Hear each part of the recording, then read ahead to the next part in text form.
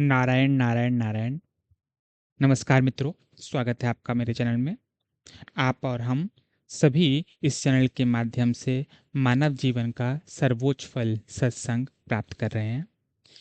इन video series में हम साधक संजीवनी का अध्ययन कर रहे हैं और अब तक पिछले की वीडियोस में हम श्लोक संख्या 25 तक पढ़ चुके हैं। आज की वीडियो से हम श्लोक संख्या 26 से पढ़ना आरंभ करेंगे। आगे बढ़ने से पहले प्लीज़ मेरे चैनल को सब्सक्राइब करें और मेरी वीडियोस को लाइक करके मुझको प्रोत्साहित करें।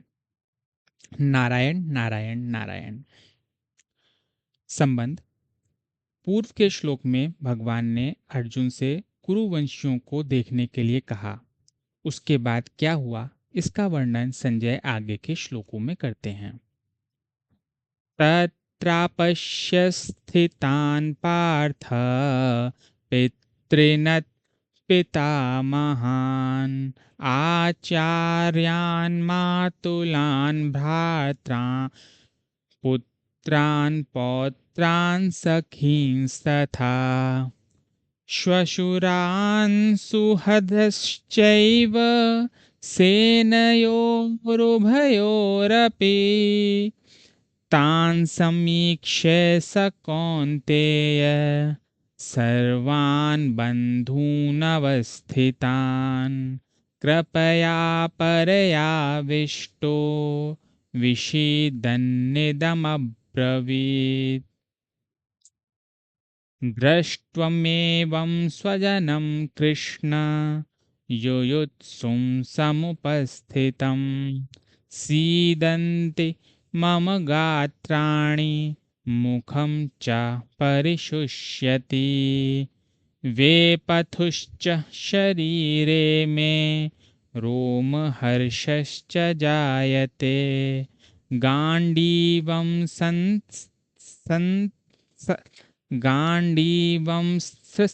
गाण्डीवं सत्रंसते हस्त्वा तक्रीव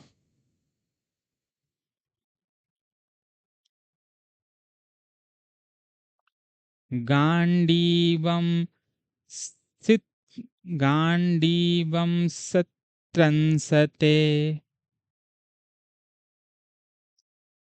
गाण्डीवं स्त्रंसते हस्तात्वक्चैव परिदह्यते न च शक्नोम्यवस्थितुम् न च शक्नोम्यवस्थातुं भ्रमतीव च मे मनः।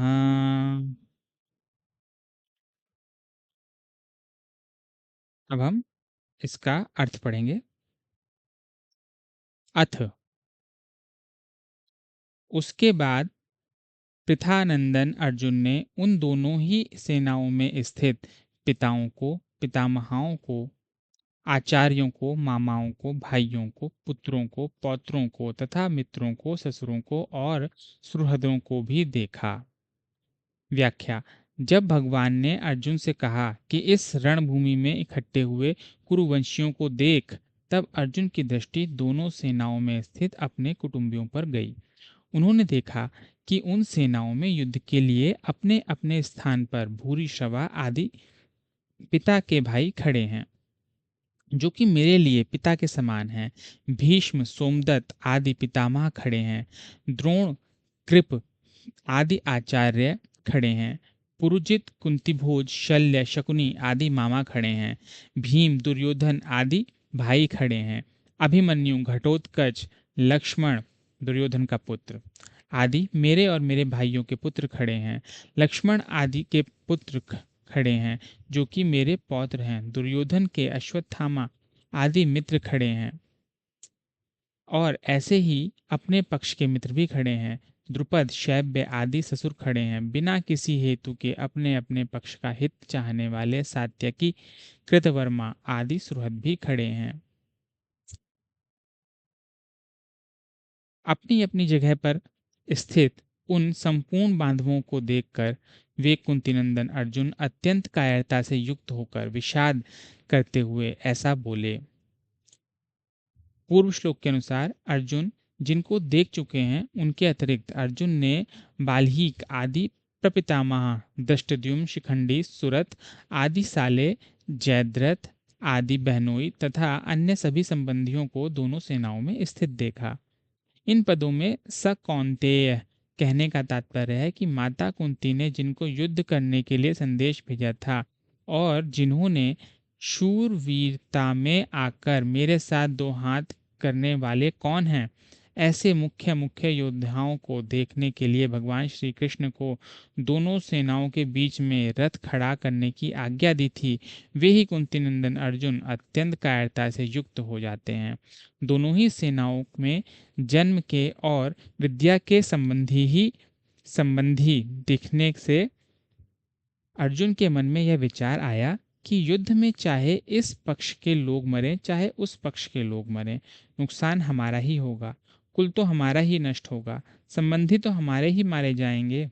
ऐसा विचार आने से अर्जुन की युद्ध की इच्छा तो मिट गई और भीतर में कायरता आ गई। इस कायरता को भगवान ने आगे कश्मलम तथा हृदय दौर्बल्यम कहा है और अर्जुन ने कार्पण्य दोषोपहत स्वभाव कहकर इसको स्वीकार भी किया है। अर्जुन कायरता से आविष्ट हुए हैं। कृपया आविष्टः इससे सिद्ध होता है कि यह कायरता पहले नहीं थी, प्रत्युत अभी आई है, अतः यह आगंतुक दोष है। आगंतुक होने से यह ठहरेगी नहीं, परंतु शूरवीरता अर्जुन में स्वाभाविक है, अतः वह तो रहेगी ही। अत्यंत कायरता क्या है? बिना किसी कारण निंदा, तिरस्कार, अपमान करने वाले, दुख देने वाले, वैर भाव रखने वाले, नाश करने की चेष्टा करने वाले दुर्योधन, दुशासन, शकुनी आदि को अपने सामने युद्ध करने के लिए खड़े देखकर भी उनको मारने का विचार ना होना, उनका नाश करने का उद्योग न करना, यह अत्यंत कायरता रूप दोष है। जहाँ यहाँ अर्जुन को कायरता रूप दोष ने ऐसे घेर लिया है कि जो अर्जुन आदि का अनिष्ट चाहने वाले और समय समय पर अनिष्ट करने का उद्योग करने वाले हैं, उन अधर्मियों पापियों पर भी अर्जुन को करुणा आ रही है। युद्ध के परिणाम में कुटुंबी की, कुल की, देश की क्या दशा होगी, इसको लेकर अर्जुन बहुत दुखी हो रहे हैं और उस अवस्था में वे ये वचन बोलते हैं जिनका वर्णन आगे के श्लोकों में किया गया है। हे कृष्ण, अर्जुन बोले, हे कृष्ण, युद्ध की इच्छा वाले इस कुटुंब समुदाय को आमने सामने उपस्थित देखकर मेरे अंग शिथिल हो रहे हैं और मुख सूखा जा रहा है तथा मेरे शरीर में कंपकपी आ रही है। वे पथुहु मतलब कंपकपी आ रही है एवं रोंगटे खड़े हो रहे हैं। हाथ से गांडीव धनुष गिर रहा है। सन स्त्रंसते स्त्रंसते गिर रहा है और त्वचा भी जल रही है। मेरा मन भ्रमित सा हो रहा है और मैं खड़े रहने में भी असमर्थ हूँ। व्याख्या। अर्जुन को कृष्ण नाम बहुत प्रिय था। यह संबोधन गीता में 9 बार आया है। भगवान श्री कृष्ण के लिए दूसरा कोई संबोधन इतनी बार नहीं आया है। ऐसे ही भगवान को अर्जुन का पार्थ नाम बहुत प्यारा था, इसलिए भगवान और अर्जुन आपसी बोलचाल में ये नाम लिया करते थे और यह बात लोगों में भी प्रसिद्ध थी। इसी दृष्टि से संजय ने गीता के अंत में कृष्ण और पार्थ नाम का उल्लेख किया है। यत्र योगेश्वरः कृष्णो यत्र पार्थो धनुर्धरः। धृतराष्ट्र ने पहले समवेता युयुत्सवः कहा था और यहाँ अर्जुन ने भी युयुत्सुम समुपस्थितम कहा है, परंतु दोनों की दृष्टियों में बड़ा अंतर है। धृतराष्ट्र की दृष्टि में तो दुर्योधन आदि मेरे पुत्र हैं और युधिष्ठिर आदि पांडु के पुत्र हैं, ऐसा भेद है। अतः धृतराष्ट्र ने वहाँ मामका और पांडवा कहा है, परंतु अर्जुन की दृष्टि में ये भेद नहीं है।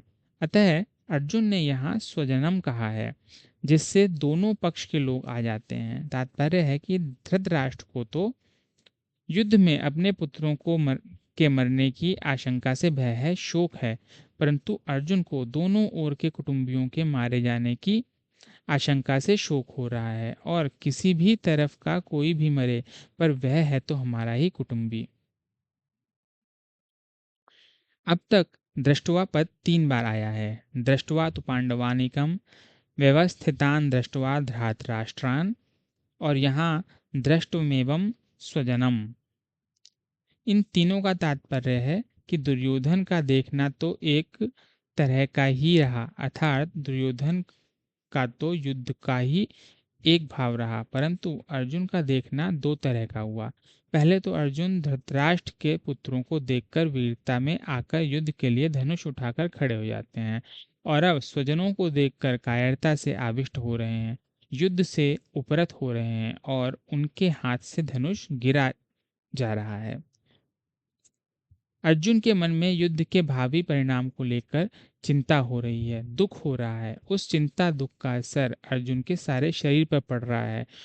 उसी असर को अर्जुन स्पष्ट शब्दों में कह रहे हैं कि मेरे शरीर का हाथ, पैर, मुख आदि एक एक अंग शिथिल हो रहा है, मुख सूखता जा रहा है, जिससे बोलना भी कठिन हो रहा है। सारा शरीर थर-थर कांप रहा है, शरीर के सभी रोंगटे खड़े हो रहे हैं, अर्थात सारा शरीर रोमांचित हो रहा है। जिस गांडीव धनुष की प्रत्यंचा की टंकार से शत्रु भयभीत हो जाते हैं, वह गांडीव धनुष आज मेरे हाथ से गिर रहा है। त्वचा में, सारे शरीर में जलन हो रही है। मेरा मन भ्रमित हो रहा है, अर्थात मेरे को क्या करना चाहिए यह भी नहीं सूझ रहा है। यहाँ युद्ध भूमि में रथ पर खड़े रहने में भी मैं असमर्थ हो रहा हूँ। ऐसा लगता है कि मैं मूर्छित होकर गिर जाऊंगा। ऐसा अनर्थकारक युद्ध में खड़ा रहना भी एक पाप मालूम दे रहा है। धन्यवाद। कल से हम श्लोक संख्या 31 का आरंभ करेंगे। नारायण नारायण नारायण।